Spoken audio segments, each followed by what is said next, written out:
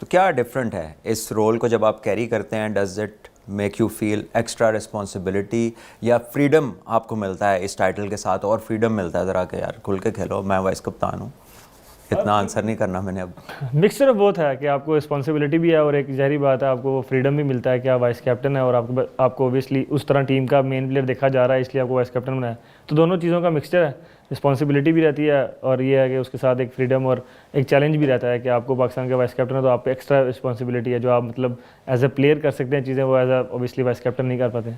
तो जो अभी इमीडिएट लीडअप है इस सीरीज़ का, सबसे पहले अगर ऑस्ट्रेलिया की जीत की बात कर लें और उसके बाद साउथ अफ्रीका की, कितना इम्पोर्टेंट थे ये वाले टूर्स जहाँ से इस तरह से आना जीत के ओडीआई क्रिकेट को, leading into this tri nation और फिर आगे चैंपियंस ट्रॉफी जो मेन बड़ा इवेंट है?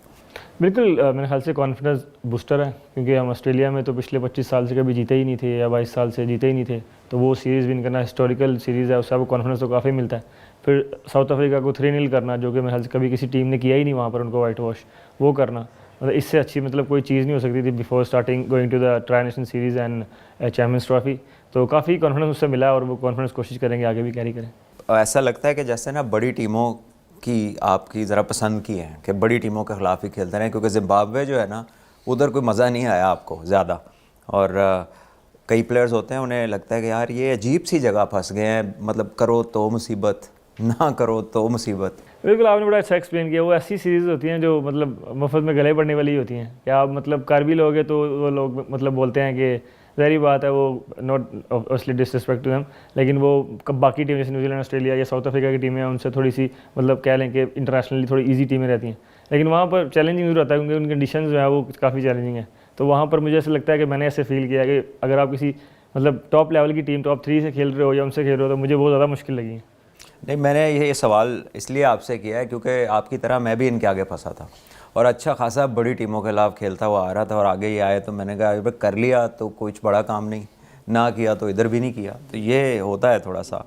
तो टॉक अबाउट बड़ी टीम्स, तो न्यूजीलैंड को आपने काफ़ी अच्छा ग्राइंड किया है, नियरली 40 की आपकी एवरेज है उनके अगेंस्ट, और विकेट्स भी लिए हैं, रन्स भी किए हैं। मैच से पहले शाम को आगा सलमान से मिलता होगा, उससे कोई बातचीत होती होगी, तो वो क्या सेल्फ टॉक है या प्रेपरेशन है या मेंटल साइड है बिफोर दैट बिग चैलेंज कि जो आपके लिए बड़ा ज़रूरी है करना, जो आपको ज़्यादा कॉन्फिडेंस देता है मैच से पहले? मेरी रूटीन कुछ ऐसी रहती है कि मैं मैच से एक दिन पहले, उससे एक दिन पहले, जैसे मैच के एक दिन पहले ना उससे बिफोर मैं अपनी प्रिपरेशन कोशिश करता हूँ मुकम्मल कर लूँ। तो फिर जो मैच का जो नेक्स्ट डे है वो मैं बिल्कुल कोशिश करता हूँ कि जो प्रिपरेशन वाइज है ना वो मेरा फिनिश हो चुका हो, उसमें फिर मैं कोशिश करता हूँ चीज़ों को मतलब इमेजिन करने की कि मैं कल ये कर सकता हूँ, मेरे साथ ये हो सकता है, या इस सिचुएशन में मेरी बारी आ सकती है। मतलब मुख्तलिफ सिचुएशंस को मैं मतलब अपना माइंड में रीड करता हूँ या इमेजिनेशन में जाता हूँ तो इमेजिन करता हूँ, ताकि मुझे मतलब जब कल वो मेरे सामने चीज़ें आई तो मुझे मतलब एकदम शौक ना लगे। तो मेरी इस तरह की प्रिपरेशन रहती है। तो ये कुछ, जब ज़ाहिर है टीम स्पोर्ट है क्रिकेट, तो इसमें कुछ इंडिविजुअल्स थोड़े मुख्तलिफ होते हैं और वो हर सिचुएशन को एक ही तरह ले रहे होते हैं, तो कौन से ऐसे अपने साथी हैं कि जिससे आप कहते हैं मैच से पहले एन होते ना ही मिलो? वो अभी थोड़ी देर पहले ही मैं बाहर बैठा था, उससे बात कर रहा था कि मतलब वो साउथ है ना, वो उसका अलग ही है, वो मतलब मैंने अपनी ज़िंदगी में इतना प्रोसेस मतलब पक्का किसी का भी नहीं देखा। अच्छा, उसका अलग है। वो मैच से पहले ब्लैक शूज़ पहन के जाएगा, वापस ब्लैक शूज़ पहन के आएगा। अच्छा, मतलब वो सुपरस्टिशियस है। वो सुबह 6 बजे उठ के ब्रेकफास्ट करेगा, हम सब ब्रेकफास्ट के लिए जा रहे हैं तो वो बस पे जा रहा होता है। तो वो मैंने मतलब उससे जैसा मैंने मतलब जो प्रोसेस को फॉलो करते हैं ना, मैंने उतना स्ट्रिक्ट किसी को नहीं देखा। तो वो काफ़ी है, वो आप मतलब 6 बजे रात का डिनर कर लेगा, 9 बजे वो सो जाएगा।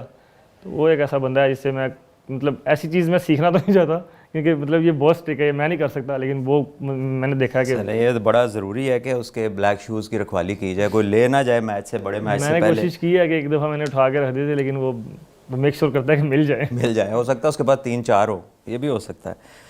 तो कितना इम्पॉर्टेंट है मूविंग इनटू इंटरनेशनल क्रिकेट, क्योंकि आप पूरे प्रोसेस से गुजरे हो, पूरी पाथवे आपने पूरा ग्राइंड किया है, फर्स्ट क्लास क्रिकेट को, डोमेस्टिक को, कितनी हेल्प उस एक्सपीरियंस से मिलती है कमिंग टू इंटरनेशनल क्रिकेट? मेरे ख्याल से ये मतलब इतना मतलब एक प्रोसेस से गुजरना काफ़ी ज़रूरी है। मुझे लगता है अगर इंटरनेशनल क्रिकेट में आपने जाते साथ ही सक्सेस लेनी है तो ये चीज़ें बहुत ज़रूरी हैं। अगर आप इस चीज़ से गुजर के नहीं आते ना तो फिर आप वहाँ पर स्ट्रगल जो नहीं होती ना, तो फिर यहाँ पर स्ट्रगल करते हैं आप आकर। अब मैं अपने आप को ऐसे बोलता हूँ कि मैंने वो जो सारी स्ट्रगल है ना, जो सारी चीज़ें मतलब मेरे साथ यहाँ इंटरनेशनल में होनी थी, मैं वहाँ देख कर आ चुका हूँ। तो इसलिए शायद आकर मतलब एकदम मेरी से परफॉर्मेंस होना शुरू हो गई थी इंटरनेशनल में। तो वो एक डोमेस्टिक क्रिकेट का 7-8 साल का जो करियर है उसमें वो सब चीज़ें वो देख आया था जो मुझे आगे इंटरनेशनल में मिलनी थी। तो शायद वो इसलिए चीज़ों को, मतलब ज़ाहिर बात है आप इधर आके फेल होते हैं लेकिन चीज़ों को रिएक्ट अच्छे तरीके से कर पाते हैं। अगर आप वो चीज़ें नहीं करके आते वहाँ, तो वो फिर इंटरनेशनल क्रिकेट में जब आकर फेलियर देखते हैं तो फिर थोड़ी चीज़ें मुश्किल होती हैं।